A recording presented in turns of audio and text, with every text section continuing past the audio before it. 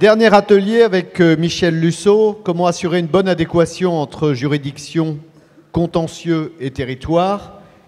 Vous allez nous restituer ça, un sujet qui va intéresser notre président.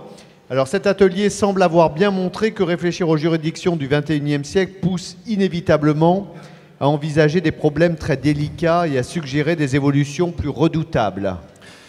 Oui, mesdames, messieurs, n'étant ni professionnel du droit, ni professionnel de la justice, j'ai évidemment écouté et entendu cet atelier d'une manière peut-être un peu particulière, et je vous prie de m'en excuser.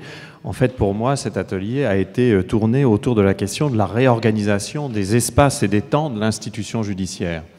Et du coup, il faut signaler que cette question, toutes les institutions publiques se la posent. Les problèmes que vous pensez, les problèmes auxquels vous vous confrontez ne sont pas si singuliers que cela.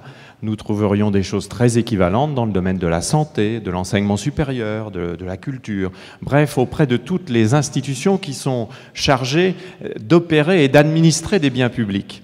Et si l'on réfléchit à cette réorganisation des espaces et des temps de l'institution judiciaire, on s'aperçoit immédiatement que cette réflexion embarque avec elle une autre réflexion, celle de la refondation de l'institution judiciaire, qui doit déboucher aussi sur la définition de nouvelles procédures, de nouveaux métiers, de nouvelles carrières.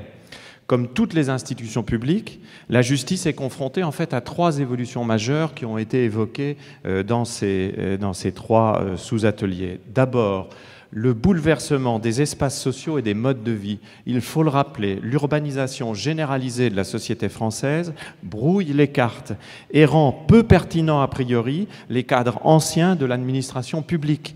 Les communes, les départements, les régions, l'État lui-même sont mis en tension par cette urbanisation généralisée qui procède du processus de mondialisation.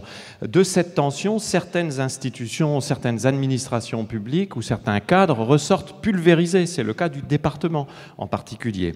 Deuxième élément qui a été mis en avant, le changement des attitudes des individus vis-à-vis du droit, vis-à-vis de la justice et vis-à-vis de l'institution judiciaire, ces trois choses n'étant pas d'ailleurs équivalentes. Ce changement d'attente concerne les professionnels du droit et de la justice eux-mêmes, au demeurant, il faut le signaler. Troisième élément qui a été évoqué, ce que l'on pourrait appeler la désanctuarisation des institutions publiques. Toutes les institutions publiques françaises, en particulier, s'étaient fondées sur l'exclusivité des compétences et des légitimités, sur la mise à distance de l'usager et sur la stabilité des lieux où l'on exerçait cette institution. Tout cela, aujourd'hui, a disparu. C'est le cas aussi, d'ailleurs, de la santé, de l'enseignement et de bien d'autres choses. Du coup, la vraie question qui doit être posée, c'est comment considérer les revendications légitimes d'acteurs nouveaux à participer au fonctionnement de cette justice désanctuarisée. Comment considérer la légitimité de toutes ces nouvelles parties prenantes, et l'on sait que les parties prenantes, le mot partie prenante est une traduction de l'anglais stakeholder qui veut aussi dire étymologiquement porteur d'enjeux. Les parties prenantes portent chacune des enjeux, des visions, des conceptions, des intérêts différents et parfois divergents autour de la question de la justice. Comment appréhender cette réalité? Et évidemment, la question devient comment réformer à partir de cela. Alors justement, face à ces constats, la géographie judiciaire est-elle une démarche pertinente ? Eh bien, je crois que nous pouvons effectivement considérer que la réflexion sur l'organisation géographique est pertinente, mais il faut bien aussi considérer qu'elle nous permet de toucher du doigt un certain nombre de contradictions. J'en donnerai quelques exemples. D'abord, la proximité qui est souvent mise en avant. La proximité, pour un géographe, c'est un faux ami, si l'on veut dire cela comme ça. On fait souvent de la proximité un état de fait.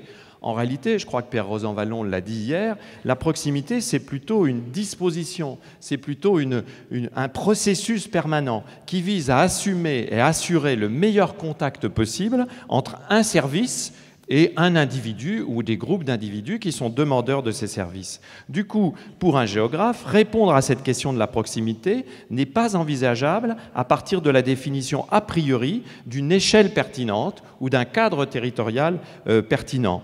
La localité, pour un géographe, la localité pertinente peut avoir des tailles et des qualités très différentes. C'est une réalité qui n'est pas facile et pas confortable pour l'administration publique. Ça veut dire que dans certains cas, la localité, ça peut être départemental, mais dans d'autres cas, pas du tout. Ça peut être métropolitain, et dans d'autres cas, pas du tout. Donc, la réflexion qui doit être menée, et on l'a bien vu dans ces 3 séances, c'est plutôt une réflexion sur les conditions de possibilité de l'accès durable pour tous à une justice de qualité, efficace, intelligible, compréhensible, ça a été répété souvent, rapide. La question de l'accessibilité devient donc centrale. Du coup, on s'aperçoit qu'un lieu de justice physiquement éloigné peut être rendu proche en travaillant sur l'accessibilité de ce lieu de justice. Il nous semble donc qu'il faudrait peut-être sortir des pesanteurs d'une culture d'institutions publiques à la française, marquée à la fois par la centralisation, l'exclusivité et ce que nous appelons dans notre jargon l'isonomie, c'est-à-dire la croyance de l'égalité des territoires et de la possibilité de mettre à disposition partout du service universel grâce à un maillage serré, égalitaire. Ce que nous avons constitué il y a 2 siècles, qui était sans doute pertinent il y a 2 siècles, mais qui n'est aujourd'hui plus soutenable. Donc, si nous ne pouvons plus faire du service universel partout, si nous ne souhaitons pas faire, et je crois que nous avons raison de ne pas le souhaiter, aller vers un service universel hyper polarisé, quelques lieux de service universel en France, et puis après, on se débrouille bien avec le reste dans le cadre d'une vision territoriale un peu darwinienne. Seuls les meilleurs survivront. On a vu ça dans le domaine de l'enseignement supérieur, mais aussi dans le domaine des hôpitaux.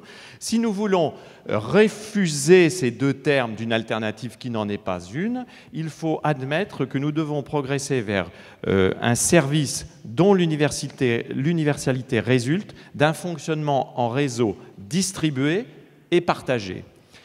Un réseau distribué en fonction des réalités socio-territoriales, il est nécessaire de prendre en compte, beaucoup de gens l'ont dit, les réalités socio-territoriales qui font que dans le 93, on ne traite pas les mêmes cas que dans d'autres situations territoriales. Il faudrait un jour ou l'autre que les cultures administratives françaises l'admettent. Mais le partage renvoie aussi à la nécessité, et ça revient dans tous les ateliers, c'est d'ailleurs tout à fait significatif, à la nécessité de travailler avec d'autres acteurs, des acteurs qui, pour certains, peuvent mieux opérer en quelque sorte la localité que les professionnels du droit ou de la justice.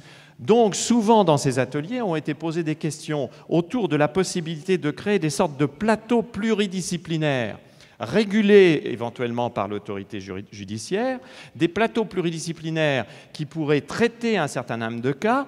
Et une autre question a été posée, c'est comment inventer finalement une géographie de cette institution qui soit fondée sur un échelonnement scalaire des technicités, des procédures, des symboliques et des rites, peut-être qu'il ne doit pas y avoir les mêmes rites et les mêmes symboliques à chaque niveau, mais qui ne soit pas fondé sur une hiérarchie implicite ou explicite de la qualité, du prestige et de la compétence. Si la justice de proximité, c'est la justice au rabais, il n'est pas nécessaire de faire de la proximité. Donc, si l'on continue d'organiser cela avec cette sorte de vision implicite que le proche, c'est pour le trivial, et dès qu'on s'éloigne, on va vers le plus complexe, on se trompe. Après tout, dans le domaine scolaire, apprendre à écrire et à lire à des enfants d'un quartier populaire, c'est sans doute aussi complexe et aussi difficile qu'apprendre sa géographie à des élèves de l'école normale supérieure. Encore faut-il le reconnaître et faut-il l'admettre et considérer que c'est important dans l'organisation du système. Du coup, quelques questions se posent, et je vais très vite. Comment assumer cette réforme en acceptant la variété possible des organisations locales et infranationales? Sommes-nous capables, dans le domaine judiciaire comme dans d'autres domaines, d'accepter que tout ne soit pas traité de la même manière partout, de la même façon partout? Le cas allemand qui nous a été montré dans l'atelier 1 est de ce point de vue-là assez significatif, puisque chaque lande a ses prérogatives et a ses propres manières d'envisager l'administration de la chose judiciaire.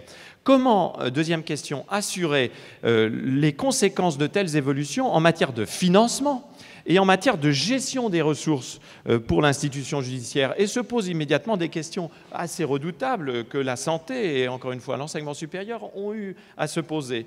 Qu'en est-il de la formation de la promotion, de la mobilité des personnels. Parce qu'évidemment, si nous avons une justice qui se fonde sur un échelonnement scalaire des technicités et pas sur une hiérarchie du proche et du lointain, il faut peut-être changer les modalités de la mobilité des personnels, ou il faut peut-être changer un certain nombre de choses dans la formation. Comment administrer ces territoires judiciaires nouveaux? Comment poser et résoudre surtout la question du leadership? Il y a eu un débat intéressant sur faut-il élire ou pas les présidents de juridiction. Comment assurer un leadership de ces nouvelles institutions? Et puis, évidemment, il y a toute une série de questions qui ont été posées sur la façon dont il fallait faire évoluer le travail et les procédures. Donc, vous voyez un atelier très riche dans ces constats. Maintenant, les préconisations, je me garderai bien, en tant que géographe, de vouloir aller plus loin. Merci beaucoup.